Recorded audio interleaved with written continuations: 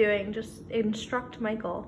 Okay, so you gotta make like a shape of a triangle kind of, but it's not really like a triangle kind of. You gotta like shape it.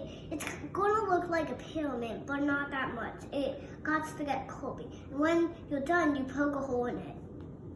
Okay.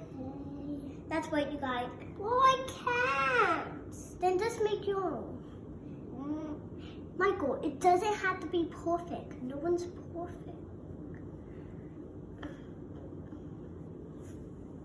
See? Easy like that. I can't do it. Do you need help? Yes. Okay, hold on.